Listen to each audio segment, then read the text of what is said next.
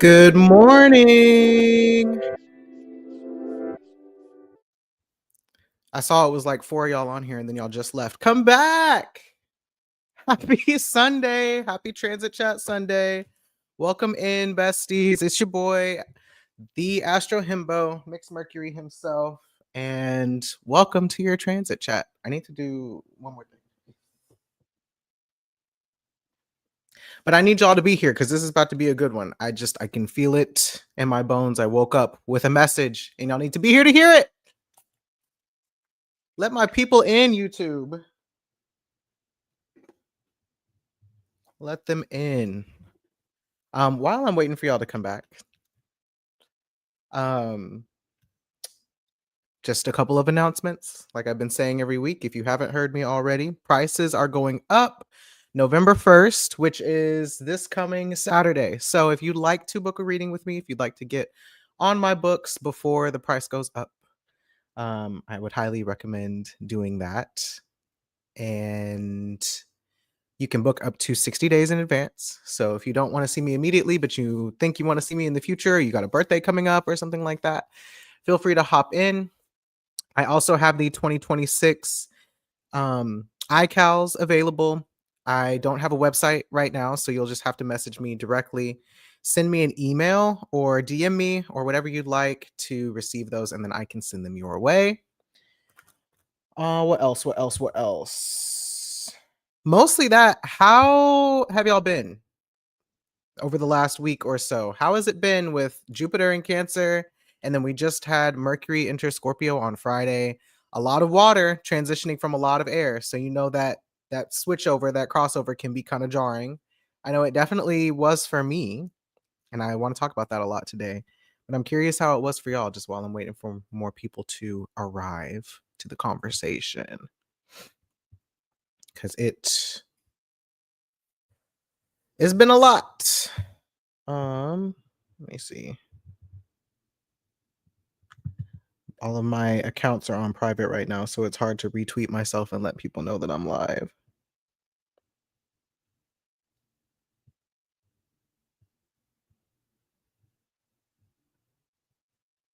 Post that one up again. And actually, while we wait, give me 1 second. My food box just arrived.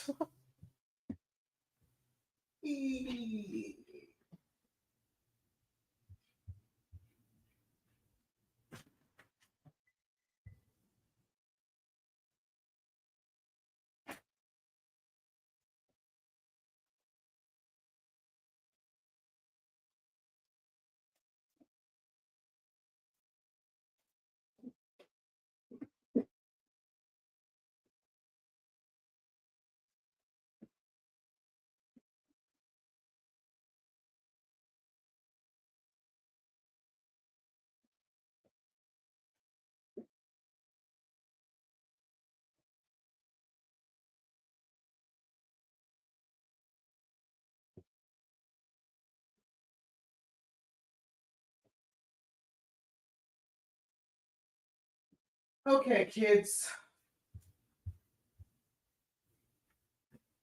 Where y'all at?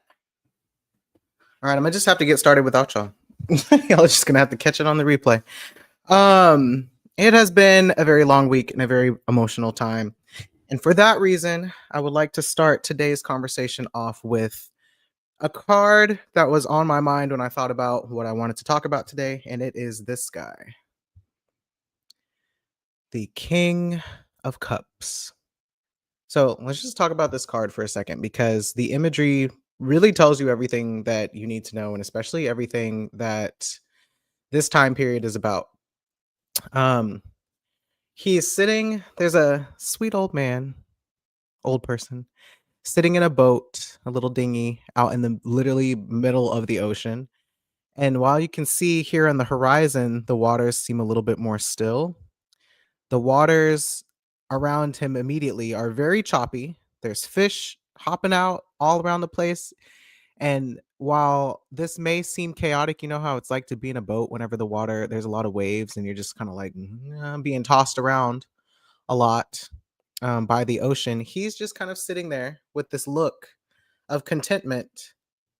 You see him? He's just like, Yeah, I'm in my boat. I'm in a motherfucking boat and just floating around. So, this card, King of Cups, it comes up for me a lot in moments where I need to learn how to ride the waves, so to speak. And by ride the waves, I mean the waves of my own feelings, the waves of other people's feelings. I need to learn how to regulate. I need to learn how to be with myself. But there's just something about finding, I was going to say finding peace, but I think it's less about peace and more about trust. Like just finding a level of trust and like safety within yourself even though it's a lot going on around you or whenever you're dealing with your own feelings. And this card came to mind because obviously we have Jupiter in Scorpio. I mean, we have a let me start over. Obviously, this card came up, this King of Cups card, while we have Saturn in Pisces, Jupiter in Cancer, and Mars in Scorpio starting tomorrow, which is a grand water trine. And we'll only get more Scorpio placements as this goes on. And pretty much for the entire month that Jupiter is in Cancer. And this is something I've been thinking about since last year. Like, oh my gosh, we're going to have this period of really intense water transits that we just haven't really seen in quite some time. So I want to read just from the book what King of Cups means, and then I'll get into my sermon. Also, hello to Carrington. Hello to Desiree. Thank you for being here. All right, King of Cups says leadership through emotional strength. I'll hold the card up while I read it. There are multiple views on how to read the King of Cups, but here's mine. Look at the water surrounding the king. It is tumultuous and stormy. In tarot, water represents emotions and the unconscious. This king certainly has a lot going on, but his face is placid. He is content and he is taking it all in stride. I drew the King of Cups as my grandfather in a dinghy where we made many happy memories together. My grandfather has Alzheimer's. His short term memory leaves him, a situation in which he understands but does not battle. He is aging with grace and cheerfulness that I can only imagine. He knows he is loved and he is happy. The King of Cups shows true emotional strength in the face of difficulty, and in this way, he supports the people around him. If you are the King of Cups, you are likely being called upon to balance your emotions. Whether your choppy sea has to do with internal strife or outside forces, it is time to manage your feelings without repressing them. How can you listen to your unconscious without being overwhelmed by it? And how can you best show compassion for your community while still caring for yourself? And with that, let's get into this. So, um, for the last few weeks, I'm sure just since Mars entered Libra about 6 weeks ago, this concept of accountability has been on my mind. And I knew it was on my mind because of Libra transits, but it's a new concept that I'm working with Libra transit, with Libra, just as a sign and as an archetype, and the Libra Aries axis. If you've been with me for a while, and especially through relationship training, the first thing we learned about in relationship school was personal responsibility. And because Jupiter was in Aries during that time, and we had Aries and Libra eclipses, my mind started to think about Aries instead of thinking about Aries as, reckless and courageous and all this other stuff. I realized that Aries is a lot about personal responsibility because Mars is about taking matters into our own hands. And then Mars in fire, cardinal sign, which is Aries, is about taking control over ourselves and over our circumstances to create change. And in order to create change in our own lives, we have to take responsibility for ourselves and our own lives. And that's something that I think Aries, especially Mars and Aries, is super capable of. Just part of what happens with that is that, if you're dealing with the abandonment of Mars or you're just dealing with the neglect of cardinal signs, like you're having to show up for yourself in ways that sometimes you're going to mess up. Sometimes you're going to make mistakes. Sometimes you're going to get it wrong. Sometimes it is going to be reckless and it is going to be, there are going to be consequences for your actions, but it's not always intentional. It just is the result of maybe not knowing exactly what it is that you need to do and not exactly having the answers you need to have because again, if you're dealing with neglect and abandonment, nobody else is around to kind of tell you how to do things. You just have to wing it, figure it out yourself, and assume the consequences up front because if you don't assume consequences up front, then you just are going to be too preoccupied with making a mistake and things just won't get done. So there's a trial and error, um, and just this kind of courageous attitude that Aries has that I believe could be perceived as personal responsibility. And the other side of the coin then is Libra, which is Aries opposite. And that's where I think accountability comes in because Libra is more relational. It's more about consequences and punishment and the social contracts and laws that we create in order to have a functioning society where we aren't constantly harming each other. And so a way that I see personal responsibility and accountability play out a lot is that on the one hand, we are responsible for our actions. We're responsible for ourselves. And when it comes to accountability, our actions do affect and impact other people. And I think Aries and Libra, the ways that they mirror each other and the ways that they butt heads is that because of the wounds around abandonment and around neglect for both sides, I think on the Aries side, there's this feeling of not wanting to be told what to do because there is some, and I don't fully understand this yet. This is where my nodal axis is, but South Node in Aries, North Node in Libra. But I think when it comes to Aries, like just something I've noticed, I have a lot of Aries people in my life. I fuck with y'all. Y'all in my 11th house. But I've noticed this, not wanting to be controlled thing that comes up. Yes, for all cardinal signs, but for Aries in a way that I think is like, because nobody was around in the first place, it's like, well, who do you think you are to come through and like tell me what to do and how to be? Like, you wasn't here, you wasn't in the gym shooting hoops with us. So, like, the idea that you should be able to tell me what to do is ridiculous. Get off my back. Like, kind of something like that. I don't know if that's true, but Aries people in the chat, let me know if that resonates at all or just what that is for you. And I think it creates this kind of, I don't know if it's a frustration, I don't know if it's an irritation, but just when being held accountable for your actions, there's a little bit of resistance to that. And I think a lot of it comes from the fact that they are doing their best. And so to be criticized then for doing your best with what you know also kind of hurts, especially when nobody was around to teach you what was correct in the first place. And then the accountability side, just from the Libra side and resisting personal responsibility, I think can come from not knowing what you're capable of or not being aware of your impact or the perfectionism and the pressure that you might feel to measure up to some kind of expectation that I think Libra sometimes struggles to take matters into their own hands or struggles to assume the risk up front because the fear of punishment and the fear of ironically being held accountable is stronger than the courage it takes to maybe be a little bit selfish and do something for yourself and kind of um stand up for yourself in ways that makes other people uncomfortable. And so it's like the way they mirror each other is that Aries could be a little bit more considerate of their impact on others, and Libra could stand to be a little bit more selfish and not care so much about what other people think and be a little bit more abrasive. But in either case, you're still having to take ownership of your part in whatever it is that's going on while not taking on too much responsibility for everybody else, and how they're acting and how they're moving. So that's kind of where my mind has been. And I say that because even though this conversation is about Mars and Scorpio, Mars has been in Libra for the last 6 weeks. And the first bit of Scorpio that we got with Mercury in Scorpio is while Mars was in Libra. And that's how I came to a lot of the conclusions that I'll be discussing today. So I want to say hello to Hart and hello to Jim. Welcome into the chat. So yeah, looming in the background of all of this while the sun is still in Libra, off the heels of this Libra new moon, and then leading up to this Aries full moon, I thought it was important to just kind of reiterate how much I think the Aries Libra axis is personal responsibility on the Aries side and accountability, social accountability, we'll say, on the Libra side.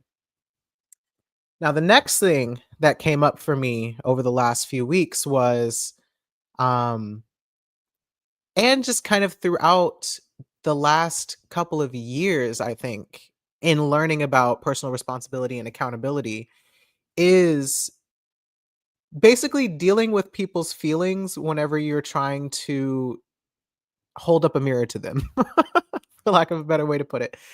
And this is something that came up a lot in relationship school because as a relationship coach, or even as a therapist, or just as someone who is trying to hold someone else accountable to themselves, you do bump up against people's shadows a lot and you bump up against people's resistance to change because these strategies that they have and the ways that they are kind of trying to protect themselves is, yes, it's both protecting you, it is helping you survive, but it's also keeping you from growing in certain ways sometimes.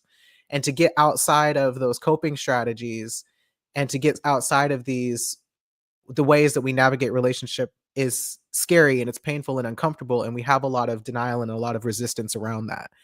So, one of the things that my relationship coach always told us was that love looks like support and challenge. And what he meant by that was that, a lot of us, especially like us helper types, helper and fixer types that tend to be drawn to this work, we often want to save people from their own discomfort. We want to help people, we want to help fix the problem so that people's discomfort is relieved. We want to save people from their pain a lot. And so, in trying to save people from their pain, we find ourselves fixing it for them, or we find ourselves giving them the answer, or we find ourselves just not really holding their feet to the fire in ways that would encourage them to grow because you need the discomfort of consequences, right? Or you need the discomfort of messing up, or you need the discomfort of other people's feelings and other people's reactions to you in order to make you aware of yourself, one, but to also encourage you to change. Because if you're just comfortable all the time, why would you grow and why would you change? You know what I mean? Like, yes, encouragement is important. Um, the safety and the freedom to be able to break down when it gets hard and to grieve and to kind of express this helplessness is important. And if someone is just constantly coddling you, I use that word specifically because of Cancer transits, but if someone is constantly coddling you and trying to relieve you of your discomfort without you having to do it for yourself, how are you ever going to know what you're capable of? And that's the square between Aries and Cancer, because Cancer is the baby, like the literal baby and the mother. And there is slash was a time in our lives where we were completely defenseless, completely helpless, and all we could do was cry out for help and someone come and save us because we quite literally could not help ourselves at all. So that deep feeling and sense of helplessness of wanting someone to come and save us, I feel like often comes up with Cancer transits because it reminds us of, again, the neglect of cardinal signs, of the times where we really needed somebody and they didn't show up. And the pain that comes with that is so unbearable because at a point when we were literally infants, that meant that if nobody came to save us, we would actually die. And so, coming back to being a person who wants to be in a helping or service profession, like when people are coming to you and they're in some of the hardest moments of their lives, or they're really experiencing a lot of relational distress, of course we want to save them and we want to fix it for them because we also have that nurturing and kind of mothering instinct in all of us that doesn't want to see the baby suffer and die. But at some point the baby grows up and the baby is an adult, or even a teenager or whatever, and they have to start assuming more responsibility for themselves in life. And they have to start being accountable to themselves and to other people just to be a fully well-rounded and functional human being in society. So I off I find that the challenge part of coaching, of being an astrologer, of being in relationships is really difficult because I don't wanna see people suffer. I have a first house moon myself. I've also suffered and wanted somebody to come and rescue me, and when they don't come, and it's just you with yourself, that shit is so scary and painful, and you feel like you're drowning, which is why I thought this card was really important because at the end of the day, all we have is ourselves. And when I say that, I mean when you lay your head down and you go to sleep, it's you with yourself. Even when you're in relationships, even when you're in a room full of people, you still have to inhabit your own body, your own mind, your own psyche, your own feelings. And to be able to be with your own discomfort is really important because that's kind of how you tap into, I think, a lot of your intuition as well. So that being said, um the minute Jupiter entered Cancer for me, as someone with an 8th house Capricorn sun and as someone who is in a Jupiter perfection, I felt that shit right away. And the first thought that I had the next morning, I texted my friend Nadine, or this actually might have been um when Mercury entered Scorpio. But either way, sometime this week, the first thought that I had, and this is kind of just me speaking about myself, I'll tie it together, was part of the reason I repress and hide how I feel so much is because the way my chart is set up, I feel like having feelings about other people and the way that they're treating me and like being mean about it or being irritated or being frustrated or annoyed or whatever, like any of those kind of negative or less palatable feelings, when those come up about other people, I feel like I have to suck it up because if I don't, that means I'm being ungrateful. 8th house, 2nd house, 8th house. It means that someone will start withholding care from me. It means that someone will stop showing up for me. They will stop meeting my needs. They will stop being gentle with me or kind to me or whatever. I have all these things about this kind of losing reciprocation at some point or just losing care. And a lot of that comes from times where when I was younger and I basically said, ouch, that hurts, or ouch, I'm hurting, I was met with, we do so much for you. Like, we do so much for you. Why would you think that we're trying to hurt you now? Can't you understand that we care about you and we love you so much and we didn't mean to do it? And you're so sensitive. You're making such a big deal out of this. Like, don't you know we love you? We've done so much for you. That kind of attitude. And when you hear that so much in so many different contexts over things that to you really are not that big of a deal, but they hurt, and so you're trying to say something about it, it makes you start to it made me start to internalize this narrative that I'm being too critical, I'm being too harsh, or I'm just not appreciative and of all the ways that people show up for me and do all these things. And so it's created this uncomfortable relationship with me receiving care because it means at some point they're going to hold it over my head or they're going to hold it against me, or I'm going to be ungrateful if I start having a problem with how the other person is treating me. So I end up now in this situation where not only am I repressing my feelings all the time, but I'm also blocking care because I feel like if I start to receive care and start getting close to people and they start hurting me and I got to say something about it, that's just going to blow up the whole relationship. So then that led to a lot of just compartmentalizing, but it also, in a roundabout way, led to me feeling like I have to perform being kind and sweet and gracious and thoughtful and forgiving and all of this other stuff, but particularly the one that I think being in a Sagittarius perfection, 7th house Sagittarius perfection this year has made me realize that I hadn't noticed yet is that the main thing I have to be in order to receive love and receive care is to be understanding.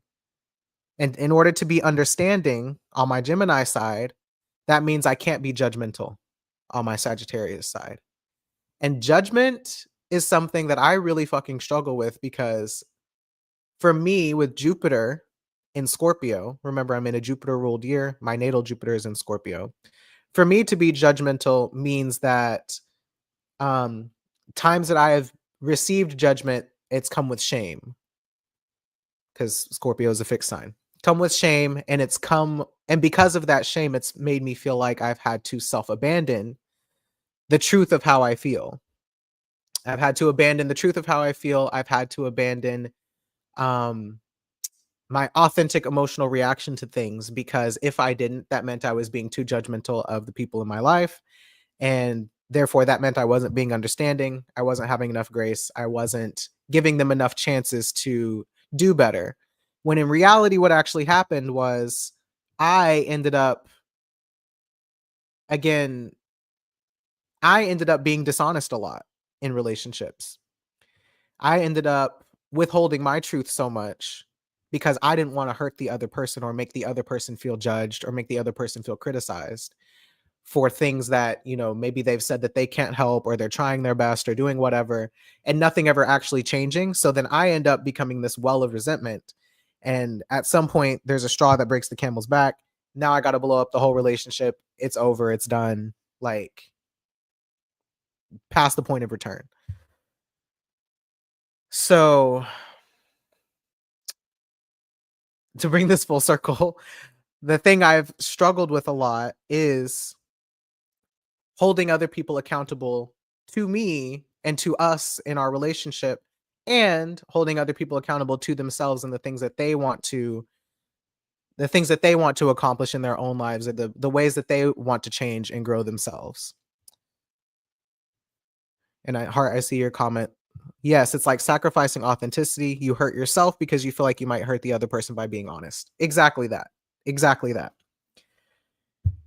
So the week that I've had has literally been around this actual thing and it coming up in a relationship with my lover. And what kind of changed things for me was yesterday we were sitting and kind of going through this conflict that we were having. And she said to me, I feel like you have so much grace for people who have been really shitty to you. And here I am as someone who cares about you.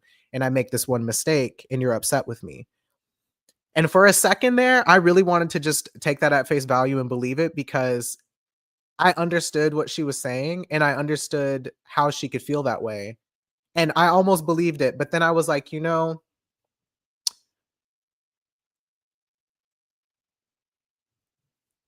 for whatever reason, I feel like I need to push back on this. It's happened very quickly in my mind, but I was like, I feel like I need to push back on this because while I understand why it seems that way to her, I know the truth of what seems like me giving grace to people who have been shitty to me in the past was actually me being a coward. I know this is a strong word to use, but I say that really specifically because that was the word that came up. It's like, oh, she thinks I've been giving grace to people who've been shitty to me when in reality, I felt like I couldn't speak up in those moments. Or when in reality, I felt like I would be being mean or being a bad person or lacking understanding if I didn't just basically let myself continue to get slapped in the face constantly.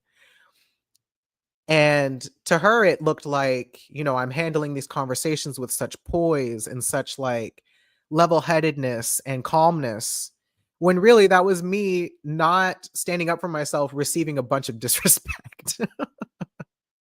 And so, on the one hand, she was right in the sense that I wasn't letting her get away with little things anymore, because I've gotten to a point where I'm like, it's better for me to just admit up front that something that may not make sense to her, or that just may not make sense or may be irrational in general, is causing an emotional reaction for me. Because the truth is, I'm having an emotional reaction, whether it makes sense or not. And instead of keeping that to myself and bottling it up and having just more grace in a situation that ultimately I think we can resolve and move past, um, instead of me holding that in and then eventually having so much in my resentment bag that I blow up eventually, I was like, no, the truth is, I didn't speak up for myself a lot in past relationships. I didn't hold other people's feet to the fire in past relationships. And at some point, that led to the destruction of that relationship. So the fact that I'm here telling you how I actually feel about something, even though it should be a small thing, is me showing you that I care about you and I want this relationship to continue. And even though I will judge myself instead of judging other people, I will judge myself for being maybe nitpicky or critical or sensitive or whatever it is about the fact that I'm having an emotional response to something so small. Instead of judging myself for that, I'm just going to be honest about the fact that, look, these are things that are uncomfortable for me. And it is something that is probably just who you are, or just like where you're at in life right now in your own personal growth, or it is just like something about you that I am responding to. Yes. And I'm not saying that to criticize you. I'm saying that this behavior is having an impact on me. And while there are other people who maybe can tolerate that a little bit more, like if we're going to be in a relationship, I have to be honest about the fact that this is hard for me, or this is uncomfortable or painful for me, or just in general this is having an impact on me. And so in order for us to be in a relationship with each other, something needs to change, and the thing that can change can either be me changing by creating some distance, or if it's something that you feel like you want to change in yourself, then you have the opportunity to do that as a consequence of us being in relationship with each other. And again, to circle back to the whole personal responsibility and accountability thing, I think the thing that a lot of people get wrong about accountability is that, we went through that whole debacle with a certain person in a certain astro cult where this phrase of like, people who I'm not in community or relationship with can't hold me accountable.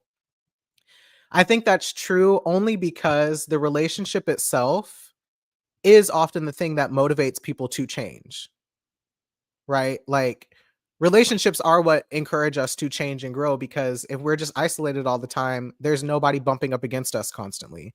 There's not the friction of somebody else who cares about us and wants to be close to us, inspiring growth and transformation. It's just us by ourselves doing whatever we want to do, which again, I think circles back to the whole Aries and abandonment thing where, yeah, when you're by yourself and you're not relying on other people, you're not dependent on other people, you don't need other people in your life, you can do whatever the fuck you want, because the only person who has to experience those consequences is you. And you can just decide that you're willing to put up with yourself and your nonsense into infinity and beyond. But it's not until someone else comes along and says, hey, so this quality or this character trait about you that, well, let me back up. So there's that aspect of the relational aspect. But the thing that I think people get wrong about accountability is that the individual themselves has to want to change, has to already want to change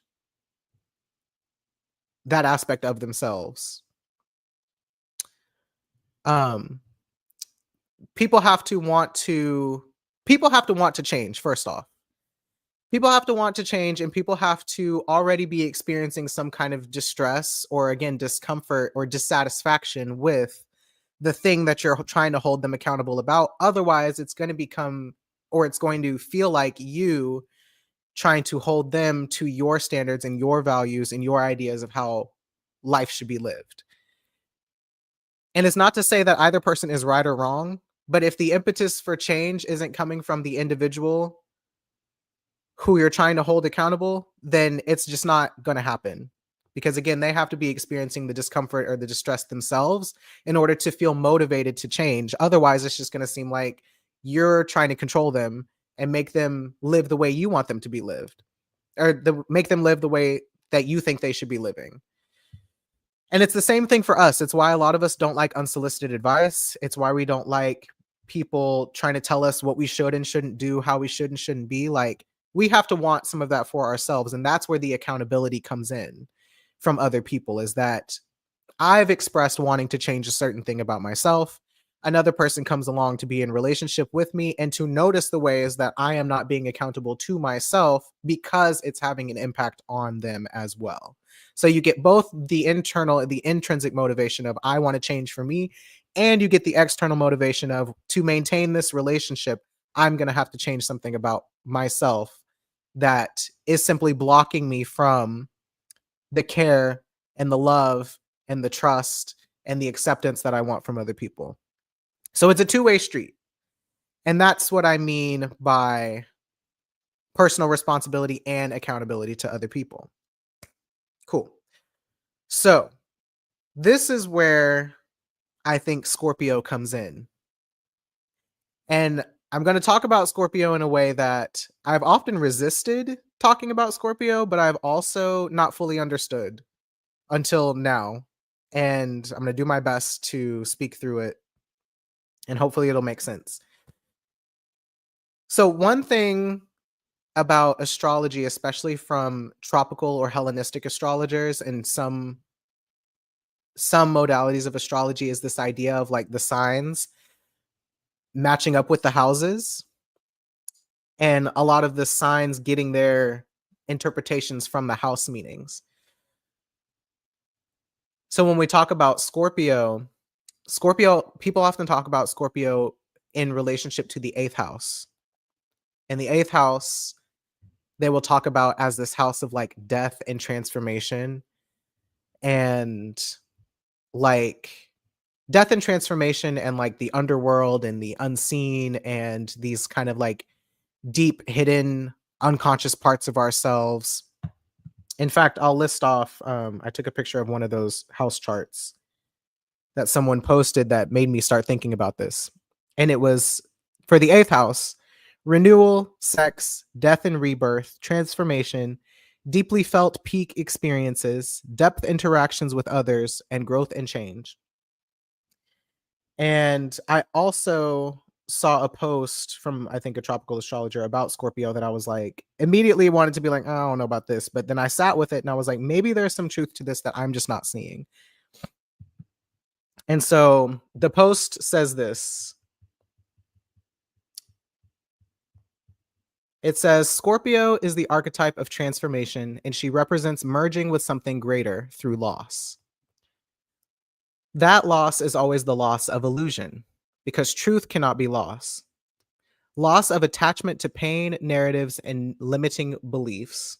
She comes to teach us how to become fixed water ourselves, the calm middle point in constantly changing waters, which, remember this? Her lesson is surrender through trust and embracing vulnerability. She wants you to let your walls down and open your heart up. This, of course, takes time and deep illumination of the shadowy subconscious. The ruler of the 8th house, she is the queen of underground river of the psyche, the place where we cling for comfort. The place we cling to for comfort dies to become something greater. Her alchemy is not a metaphor. It is the energetic chemistry of life and death dancing within you. If you resist her call, the fiery waters of transformation turn inward, consuming the vessel that will not open. But when you yield, that same fire becomes light. We were not born to stand still. We are nature in motion, ever blooming, ever shedding, becoming the very rhythm of creation itself. To meet Scorpio is to descend willingly. Resistance only deepens the ache. To trust the descent, to breathe into the dark until you feel the pulse of God within, is to become the alchemist yourself. To learn the void is alive. And this is from, I guess it's an advertisement for a community art club called Embracing the Void that they are hosting, that creator is hosting. But I read that because, the reason I say I resisted it at first is because tropicals are always talking about Scorpio as death and transformation, and in this really esoteric way that's just never really made sense to me. But whenever I consider the 8th house as someone with the sun and my ascendant ruler in the 8th house, it is true that something that I'm personally experiencing is death and rebirth of the self. And I'm obsessed with growth and transformation in myself and in other people. And that's why I do this work, right? It's why I'm an astrologer. It's why I wanted to be a relationship coach. It's why I studied psychology and wanted to be a therapist. Like, this idea of personal growth and development is something that I'm constantly thinking about. And I just never really thought about the 8th house never really thought about the 8th house in that way and associated it with the 8th house. And so when I started thinking about the 8th house in that sense, then, and started thinking about Scorpio in that way, it shifted my understanding of Scorpio from the way we've often talked about it, which is like other people scapegoating you for your feelings, and like other people scapegoating you for not being socially acceptable and for going against trends and all this stuff. Like, I do think all of that is true, but I think what it's really talking about is that authenticity and self-acceptance, that sometimes you got to get in people's ass. Sometimes you got to be mean. Sometimes you got to make other people uncomfortable. And sometimes you also have to, again, embrace the discomfort of realizing that something about you is not that great. And it's like, I don't say that from a shaming place, but I say it from the place that is like, I have to be willing to accept that my shadow actually exists in order to have a relationship with it. And Scorpio is oftentimes that shadow because it's not pleasing, it's not pleasurable, it's not comfortable for other people, but it's also not comfortable for you sometimes.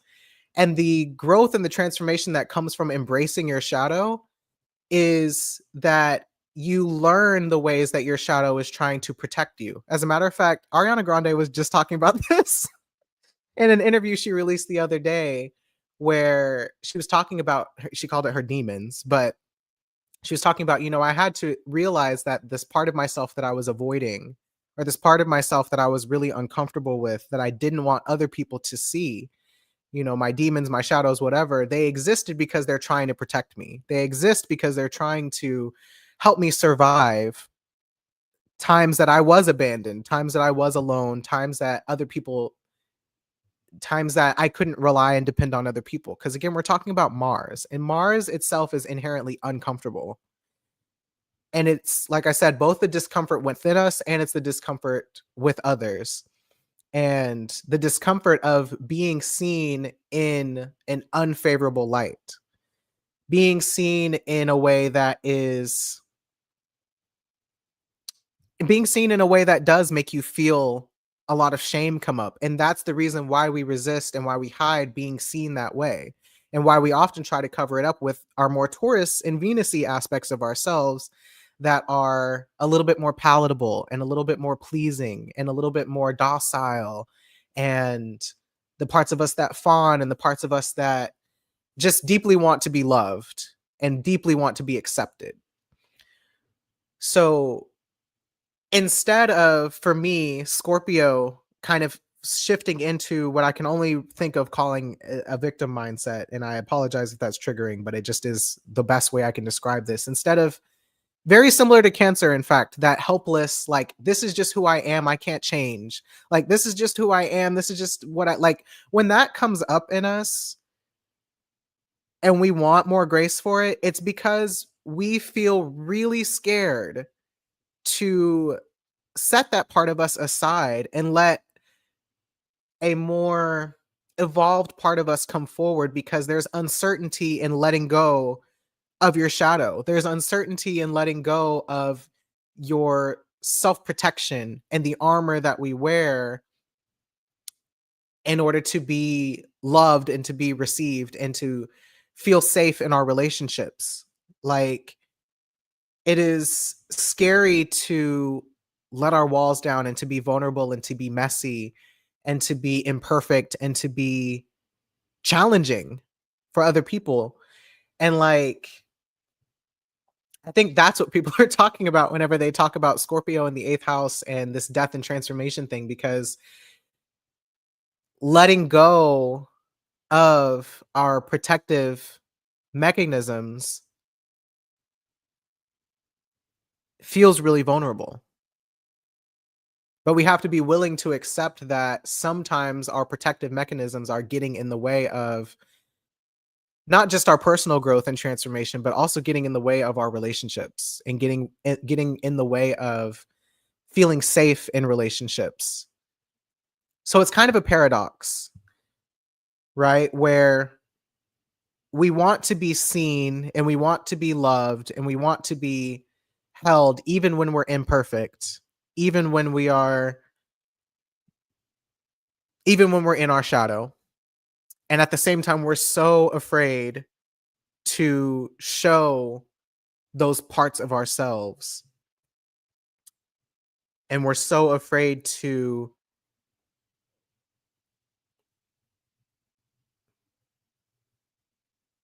we're so afraid of who we might become, or I don't know, it just, there's so much fear in the unknown of, okay, if I put these protective strategies down, who do I become? And if I put these protective strategies down, what do I lose in that process? Going back to the eighth house, because the way that I've traditionally talked about the 8th house and the way that I learned the 8th house was that it's about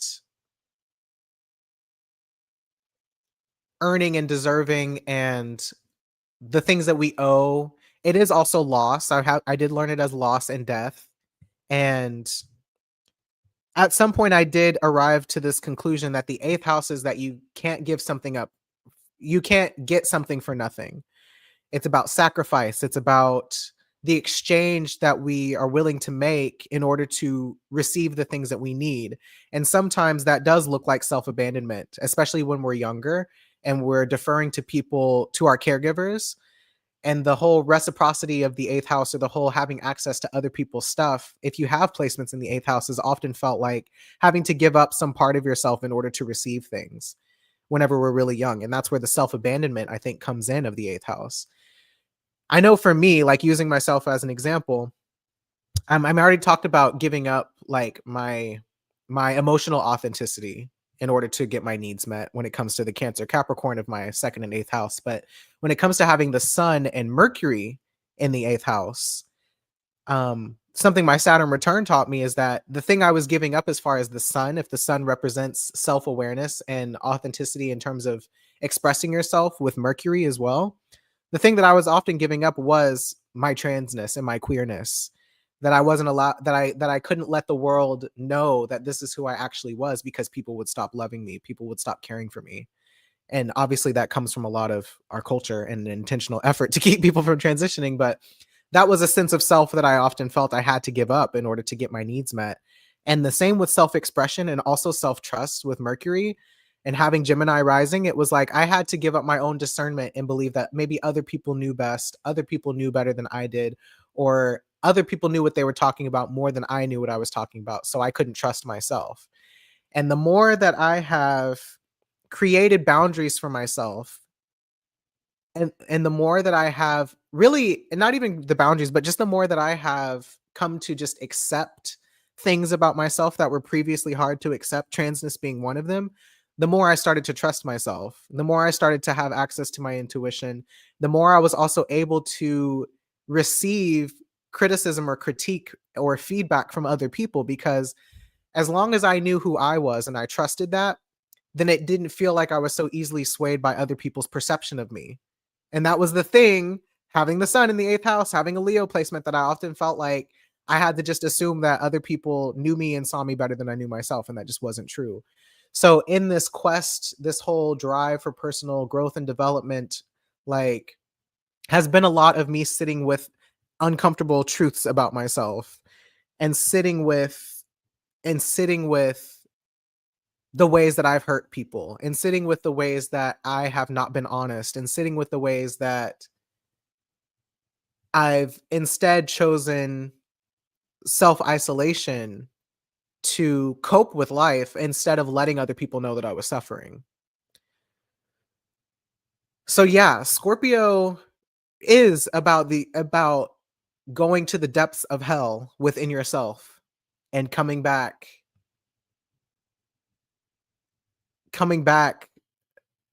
changed because of that, if that makes sense. And so Mars is about to enter Scorpio tomorrow. And previously I've talked about emotional autonomy as I have a right to feel how I feel, and you have a right to feel how you feel. And that's still true. I think that's especially true whenever I think about this card, and like the water, if it represents other people's feelings about you, um you do still have to find a sense of security within yourself to say, okay, I know a lot of people are mad at me. I know a lot of people are irritated with me.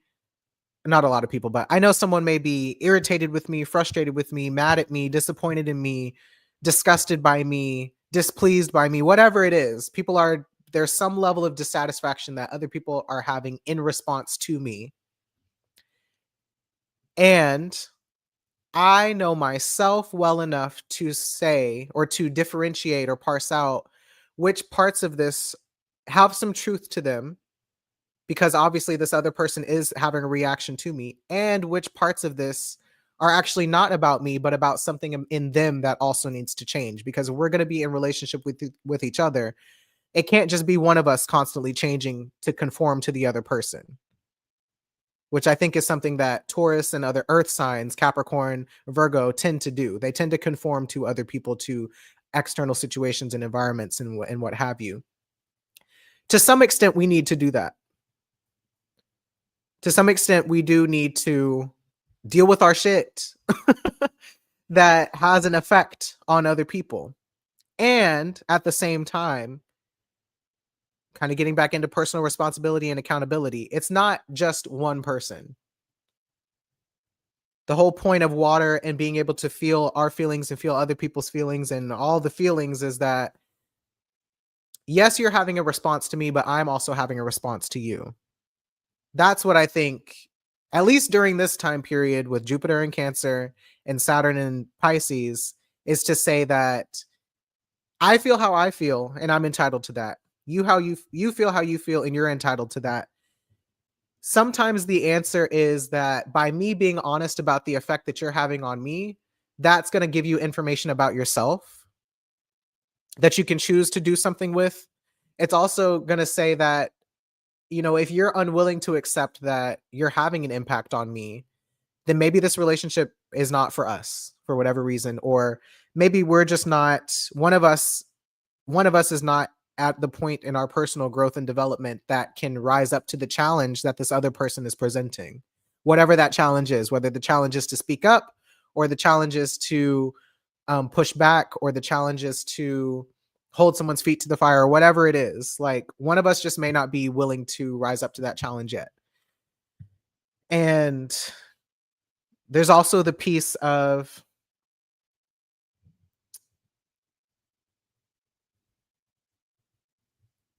again, embracing our shadow enough to say, sometimes I am like this. Because that was the other thing that came up for me this week. I was talking to a lot of friends because been kind of having this beef with my lover that's been a lot of me feeling like, well, it's not even really about my lover so much as it is just this pattern in life where I feel like if I am just this very Scorpio pattern of feeling like other people have a problem with me saying ouch for some reason. And I haven't fully figured it out yet, because this Mars in Scorpio is a square to my natal Mars, and my natal Mars wants to be good and perfect and kind and sweet all the time. And one of the things I'm starting to realize, having Mars in Leo and being a man now, is that I'm constantly, like, when I think about having Venus and Jupiter in Scorpio for myself, a lot of that has been this effort to disarm other people from me, because something about me is threatening to other people. And I just haven't known what that was my whole life. A lot of times it was racism. A lot of times it was queerness. A lot of times it was just me not wanting to agree with what everybody else was doing and therefore becoming a problem for it. Like, all that stuff is very real and true. And one of my fears with being a man is I don't want to become like other men. I don't want to become like other men.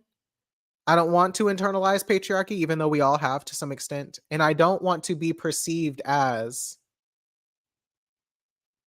quite frankly, an ain't shit nigga. Like, I really don't want that. I don't want to be perceived as that. I don't want to be perceived as, um, I don't want to be perceived. A lot of times I just didn't want to be perceived as a man. Because patriarchy is a bitch. And so it's made me have this hypervigilance around myself in so many different ways, in so many different areas of my life, but especially now that I'm visibly a man, like the urge to not be perceived as violent, to be perceived as mean or aggressive, like, and a lot of this comes with being black as well. Like, I'm not just a man, I'm a black man, right? It's dangerous for black men to, in a lot of cases, I think, to defend themselves, um, And I say this in the context of whiteness and patriarchy, right? Not with women, but just the whiteness and patriarchy. Like the history and everything else that comes with being black, being queer, being a man, very dangerous. Can mean a lot of dangerous consequences for me. And so there's some of it that's that, but just when it comes to being in relationships with other people and being in relationships with women, like I don't want to be um I want to be the opposite of whatever people think a man is in a lot of cases. When the truth is, sometimes, and I say this a lot for people with Leo transits and just with Leo transits, with Leo placements and fixed placements, like sometimes the thing you got to do to deal with your shadow is to say, sometimes I am this thing. And so this week it was sometimes I'm an asshole. Because what I want to be perceived as is very sweet and very kind and gracious and generous, but sometimes I'm an asshole. And what my one of my friends told me was that because I was asking her for perspective, I was like, okay, this is the situation, this is how I reacted, this is how she reacted. Like, was I an asshole? And she was like, here's the thing. And this being one of my bisexual friends who dates men, she said, here's the thing.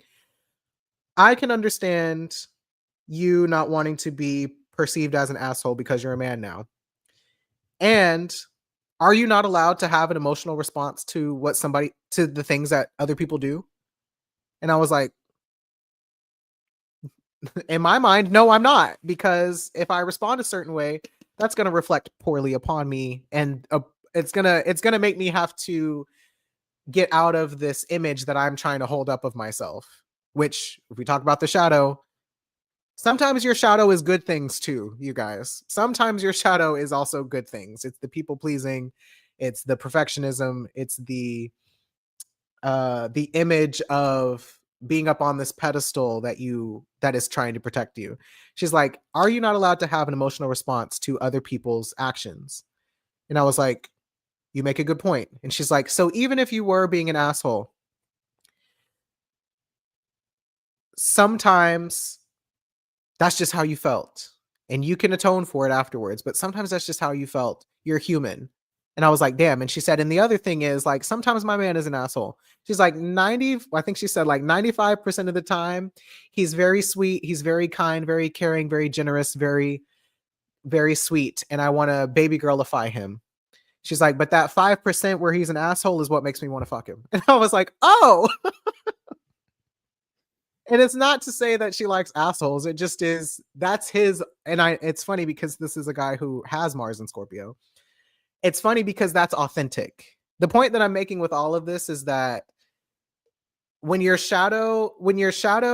something about the shadow, it's both authentic and it's trying to protect you from what might happen if you're authentic. And that's Scorpio to me. Scorpio as the authenticity of sometimes I'm an asshole.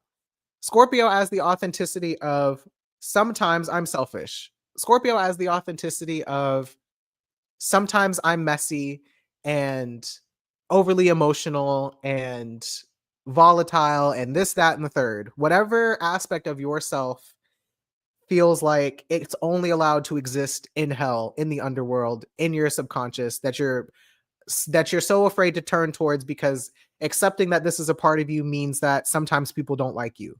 That's Scorpio. And at the same time, that's human. It's human. One of the things I learned in relationship school as well was this exercise called the 180. And if you've had a shadow work reading with me, you've done this exercise with me. And it is taking this thing that you find yourself kind of compartmentalizing yourself around that you don't want to be so bad and just saying, sometimes I am this thing. And one of the things that I'm wrestling with in this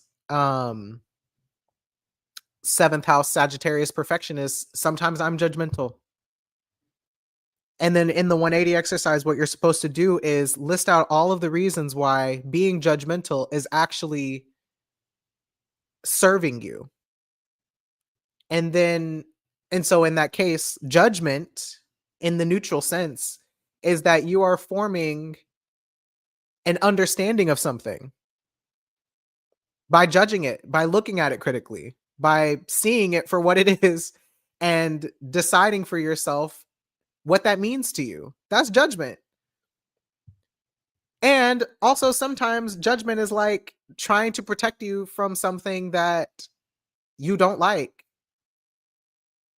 Are you not allowed to dislike things? Sometimes you're allowed to dislike things. It doesn't have to be a whole like sometimes you're allowed to dislike things, sometimes you're allowed to dislike people, which I know for some of y'all that's not a foreign concept, but to me it is.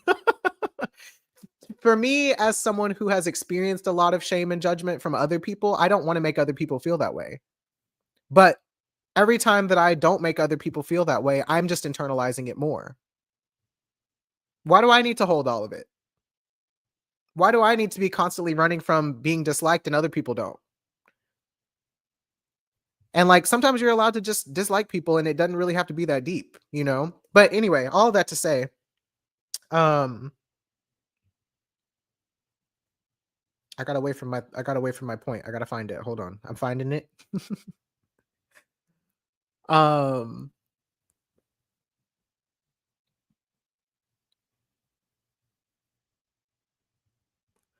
the authenticity of embracing your shadow. Yes, going through the ways that, okay, embracing this characteristic or this quality that I don't particularly like about myself is actually serving me in certain ways. If I were to embrace it a little bit more, it would be serving me. It'd be uncomfortable, but it would be serving me. And then the other thing you're supposed to do that's a real mind fuck is to disrupt the fantasy of the person you would be if you never embraced that trait. Because the fantasy is, oh, if I'm never like this, then I'll be loved, I'll be cared for, nobody will ever abandon me, right? Um, but it's hurting you to not embrace this thing sometimes. So in order to dismantle the fantasy, you have to say, okay, whenever I'm not this way, these are the things that happen to me that are not safe and that are not cool, that are not good. Um, and that process will bring you so much closer to yourself, but it also really liberates you in a big way. And I think it's the Aquarius of it all, of being able to kind of like objectify certain parts of yourself and say like, okay, this is part of like the person I am. This is part of my self-concept. This is part of self-determination for me, is being able to say, sometimes I'm like this and it's not the whole of my identity. Sometimes I'm like this and there are also so many other wonderful things about me that don't get erased and dismissed and disregarded just because this part of me also exists. We can hold multitudes within ourselves of favorable and unfavorable characteristics, not because it's good or bad to be those things, but because we are human. We contain multitudes. And the same part of you that would do anything for the people you love would also kill somebody for somebody you love. You know, maybe you wouldn't literally do that, but if you're in a situation where it's life or death, and you got to choose life, and that means somebody else got to die, that's self-preservation. It's not pretty. And there's going to be some grief and some weird feelings, internal conflicts around that. I'm using an extreme example, but it's just, if we're going to talk about death and transformation of the eighth house, like, yeah, sometimes it be like that. And I think that's really what Scorpio is about. It's about, everybody's not going to like this thing about me, but it's who I am. It serves a purpose. And this part of me is also allowed to change and grow so that I'm not using this part of myself in situations where it doesn't belong.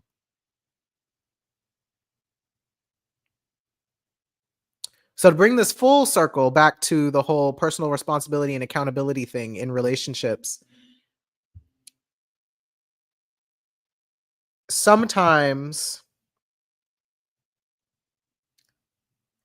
holding our own or holding other people's feet to the fire of growth and transformation and accountability is uncomfortable, but that doesn't mean we shouldn't do it. In fact, the more uncomfortable it becomes, I think the more obvious it is that we're not quite meeting the change in the way that we're supposed to do it yet. And I think the temptation during this time period is to run away from the discomfort. I think the temptation, especially with Jupiter and Cancer, is to say, this is too much work. This is too hard. This doesn't feel good. I don't want to. And honestly, sometimes you can take a break. Sometimes you can set it down.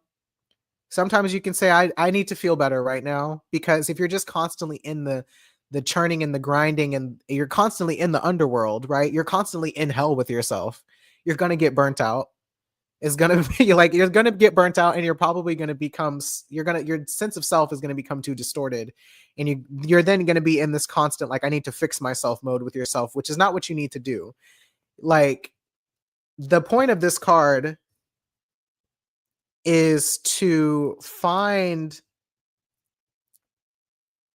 a sense of acceptance within yourself that says, no matter what's going on, where I am in my life, like who I'm being in this moment, I know that there is a core self that I can come back to. And when we talk about like regulation, especially with regard to Cancer transits, like coming back to that state of equilibrium within yourself is not, it's not regulation for the sake of not feeling a certain feeling anymore. It's regulation in the sense of meeting yourself where you're at with everything that's going on around you and having a sense of acceptance about that. And the acceptance isn't to say that it can't change and it won't change. And the acceptance isn't to say that it's not uncomfortable and you need to, or that it is uncomfortable and you need to get back to the place where you are comfortable. It's not about any of that. It's the regulation of it all is, this is where I am right now. This is what's going on right now. This is what I'm feeling right now.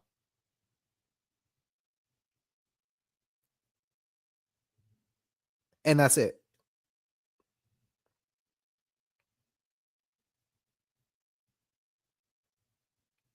I think we're constantly taught that regulation means we need to do all these tools and this meditation and this stuff so that we can stop flying off the handle. But I think a lot of I like and like let me be clear. The whole point of self-soothing is to get yourself back within your window of tolerance, right? Because there's when you're above outside it when you're upregulated outside of your window of tolerance, that's whenever you stop being able to just deal with life, right? And when you're below your window of tolerance, that's, when you're outside of the window of tolerance, you stop being able to function. The point of self-soothing and self-regulating and co-regulating is to get back within the window of tolerance. But the truth of the window of tolerance is that it's a window of tolerance. It's not a window of comfort. It's a window of, okay, things are uncomfortable right now, but I can deal with it. That's what you're trying to regulate. That's the regulation of it all, is to say things are not fine and good and still, but I can ride the waves because I have these tools that are allowing me to be with what is right now. That's regulation. Woo! Oh, I need a drink. Hello, everyone who just joined.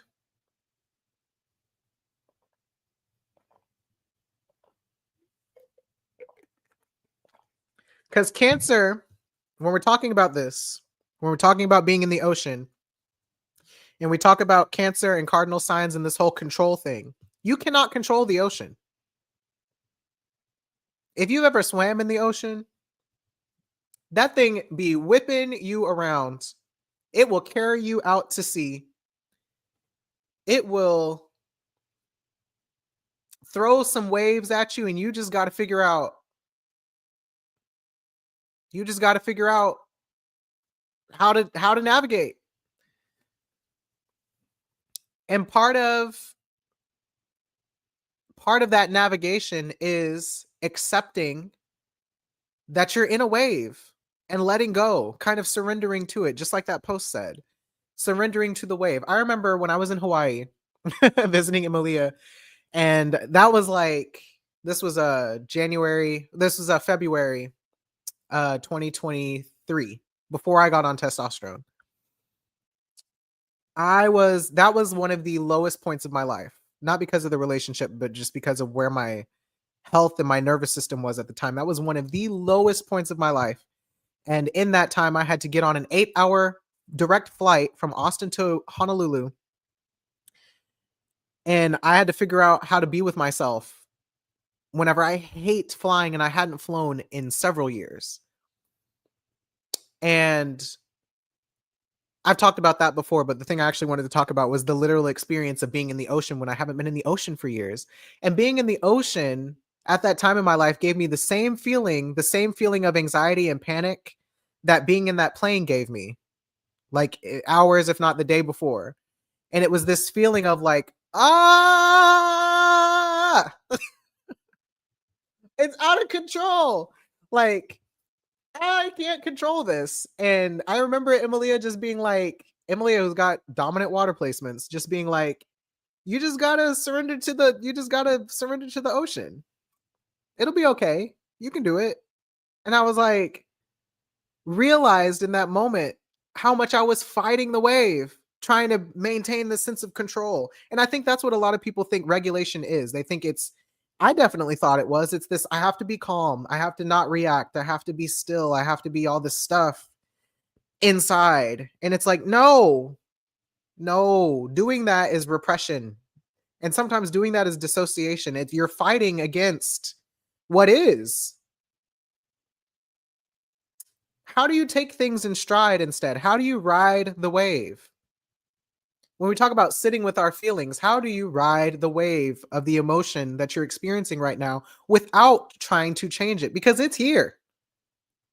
And back to the Scorpio of it all, it's here. That uncomfortable feeling, that experience of distress, it's here. It's alive. It's within you. It's around you. Like, you are in it and it's not going away. It will go away at some point because the nature of being alive is that things are going to change. But the reality is it's here and it's not going away. So how can you embrace it for the time being and work with it? Or at the very least, how can you find that sense of peace within yourself to know that you're going to get through it? You're going to carry yourself through it and you're going to find a way. Like, all of these things, again, they're paradoxical and they're contradictory, but they go together. You know, they are your body and your intuition and your sense of self all communicating with each other to say, all right, we're in it. We got to get through it, but we're in it and it feels uncomfortable. What can we do with this discomfort? I think that's the point. So, Mars enters Scorpio tomorrow. Are y'all ready?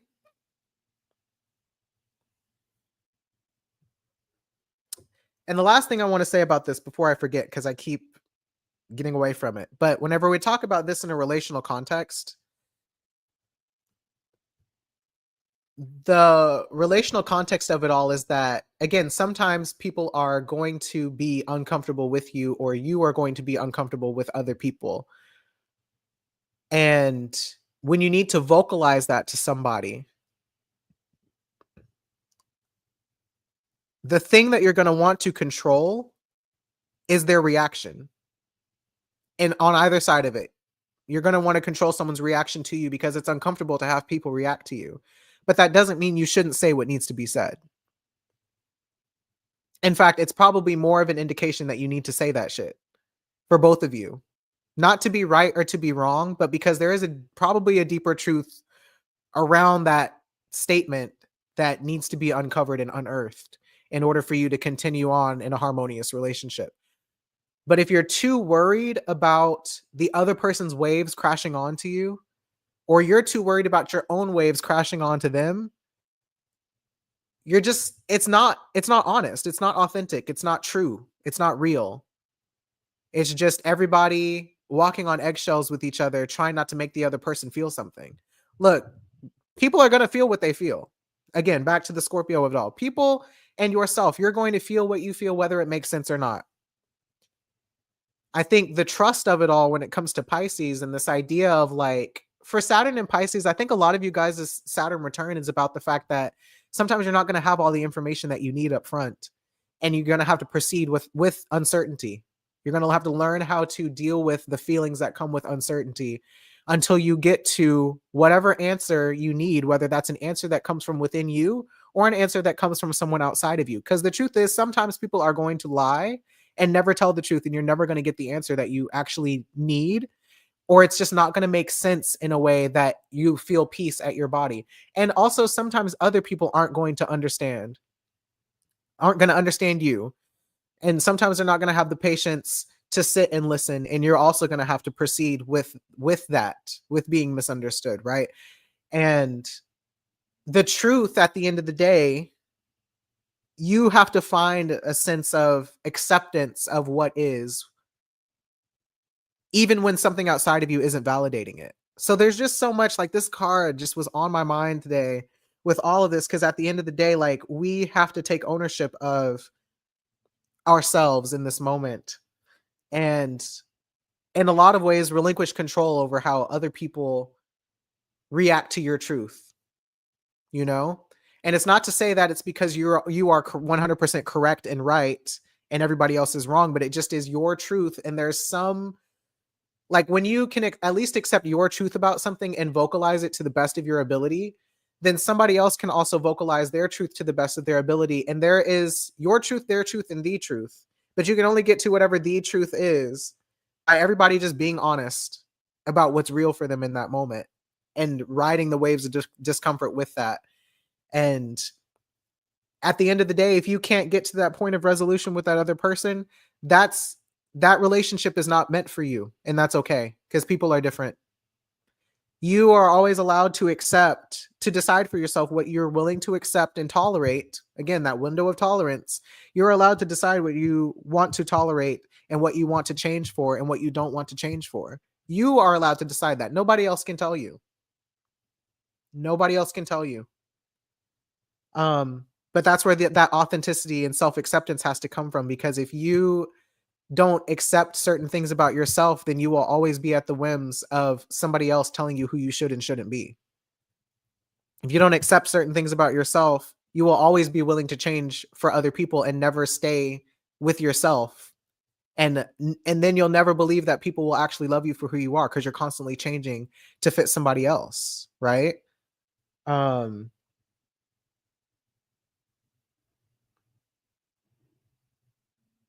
Just so many bars, so many bars. It's like it's all becoming clear to me.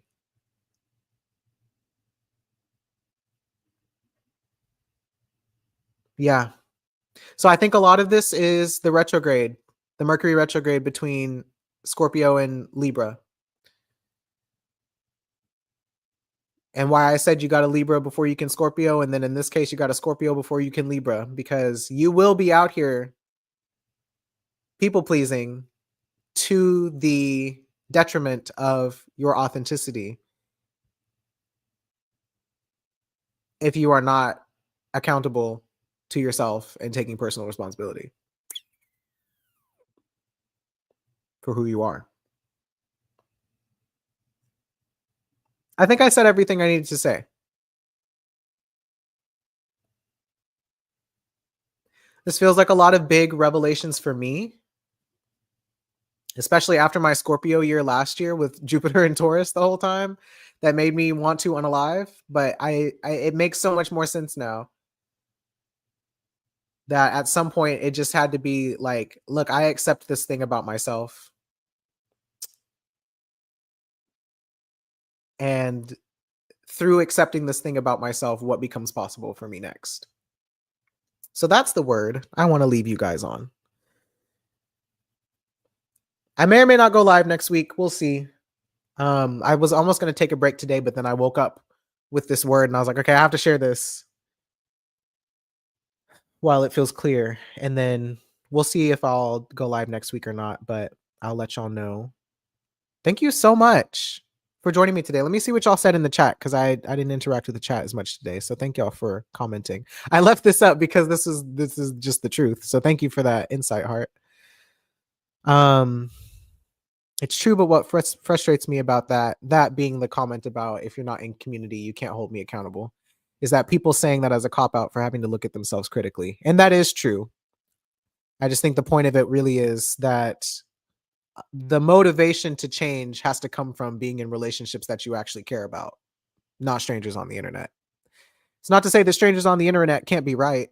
But if the person is not motivated to change because of people on the internet, then, you know, the accountability to the community and to other relationships is what makes the change feel worth it.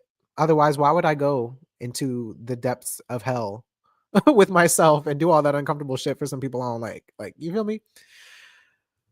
The way I had this talk with myself this morning. I'm so glad, Krista. I saw your other message too, and I'm glad that it landed the way that you needed it to, because I know we were texting about it just before.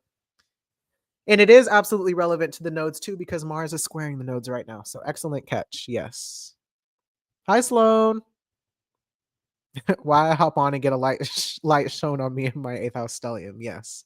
Eighth house is tricky. I've really struggled to understand the eighth house beyond access to other people's resources. But now I'm like, the day that I realized it was you can't get something for nothing, that changed everything. So yeah.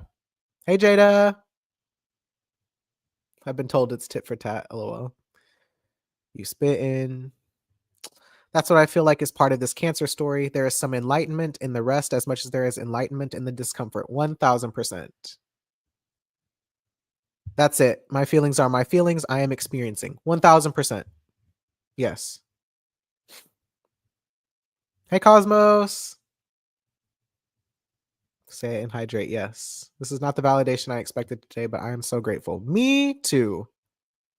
I don't feel real when I'm on a plane either. Especially like when you're traveling across multiple time zones, like it's very it makes me question reality a lot. And the concept of time and space. Don't even get me started on the dreams. The Cancer and Scorpio ballad. Thank you, Eric. All right. Thank you, Sloan. Thank you, Desiree. Thank you, Heart. Yep, that's all I got. That's all I got for y'all today. That came out. I was worried I wouldn't be able to get this out the way I needed to, but it did.